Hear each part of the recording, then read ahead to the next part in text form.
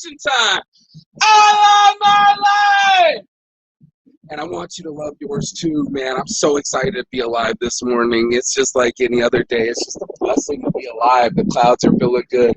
The weather is feeling good. And you already know how I feel about that shine. Every morning I get up and I motivate people with my words and my actions. And this day we're talking about that we're done with fear. We're done with fear right now this morning. If you know somebody's living in fear, make sure you hit that like, share, subscribe button. We're about to go live, 10 minutes to shine. That's what Saints Addiction does. Right on time every morning. Go be blessed. Let's not be stressed. It's your morning motivation time. I'm about to get into it. Somebody cue this motherfucking intro.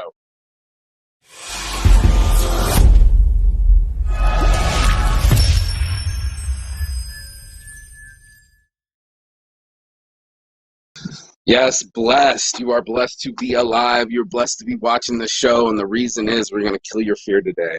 You know, a lot of things are in our minds. I talked about it yesterday, keeping us like mimes. Like literally blank walls, clear walls that are clearly keeping you controlled. And that's the thing we have to talk about. When we rise and shine every morning, right, and we put our light into the world, there's some things that try to dim light. Like these clouds are trying to dim the light right now that like get between you and the energy source. And normally that's fear. Normally, that's somebody living in some false reality appearing real. And that's what we call fear. It's an acronym, literally, false expectations appearing real.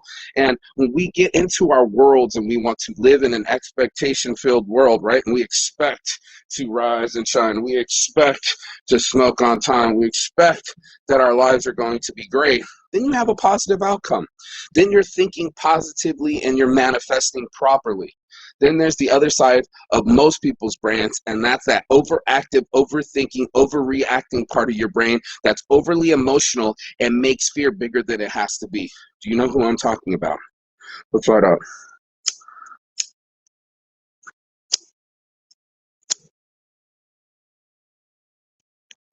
Morning. Morning, sunshine. Here we go. So your boy faced his fear, and it wasn't easy. You know, being in South Korean prison, traveling the world without any money, all this stuff is a highly feared anticipation. But what really happens is we have to ask ourselves, what do we really want? And the thing is that we want things like purses and to be loved and external things, right? But the truth of it is, this is an inside job, right?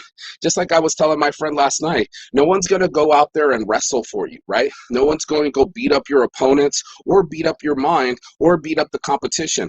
That's not what's going to happen. You are going to have to fight the fight against fear. You are going to have to go inside this competition of yours that you're putting inside of your mind and break all those fake walls down. This is a really difficult thing to do. People have been trying to do it for years. There's things that, you know, our environment teaches us, like, you know, sometimes when we come from other environments, especially like the South in America, is known for being recruitment central because those kids have no future. They don't know what their worth is of their life when they're 17, 18, signing lifetime contracts. That's what they do. They go and recruit in the South for people that are normally rural people to give them a life. And they try to say, hey, here's this other life for you in the military. You know, your dad did it, your grandpa did it. Now you can risk your life so you can get a pension later. Now, that's a safe bet. You know, there's a lot of people pay that way. But the fear bet is that, let me just throw my phone off. I was trying to lay this thing down and didn't want to do it. So the fear bet is that you don't have the cojones to pull the trigger on something in your life and that you end up living a life that you didn't intend on living. And this is what ends up happening when people live in fear. They end up doing things that they don't normally would do or act. And that's what I don't want you to do. I want you to act before fear kicks in. Now, here's what I was telling my friend. Your brain is on repeat, right? We do things the same way almost all the time. Humans are habitual creatures. So if your habits dictate the outcome of what's happening, you would have to change your habit towards a situation. Now, we tend to have a habit, most people, of making the things inside of our heads worse than they actually are. And I know you know what I'm talking about. How many times have we thought that someone was like breaking up with us, or people were talking shit about us? Some self-conscious things that are in our minds as mimes literally creating fictitious worlds. They're now calling it a metaverse, but we've already set up fictitious worlds where we see the picture of someone and assume that that's who they are, right? So instead of their actual character and their actual consciousness, we're doing assumptions of the person. That's what we're doing. We're assuming negative outcomes when we're having fear. We're assuming that the worst is going to happen. And the fact is that by having that attitude towards it, it already makes it worse. We're already making our dragons bigger than they actually are. We make situations that could just be a challenge to us personally and accept it as a challenge. We accept it as personal. Right? Like she broke up with me, not that she had other options or she wanted to do other things with her life. We go, she broke up with me, we take it personally. And part of the 5 or 4 agreements is to not take anything personally. So if we don't make the dragon weird or bigger than it has to be, and we don't take things personally, where does the fear come from? And that's what we had to ask the question, go deeper. Deep dive this Saturday, and this is your motivation, is like most of us are motivated by being group behavior and wanting to fit in, you know, wearing the right hoodie at the right sports team. You know, you don't want to be wearing the wrong one. But then we're talking about the other half. We're diving deeper. What do we do with the reasons that we're doing? Well, most of us go to work because we fear not having a house over our head, so we got to go pay our rent, right? And that makes a simple decision out of things. But what you're really saying is, if I don't go to work, I feel like I'm not going to have safety. How many of us are saying that? How many of us are saying that we're going to just keep doing this job because we're afraid not to have resources? We're afraid to have actual radical self-reliance on ourselves. It's really hard work living off the lands, but people did it way before they had all supplies.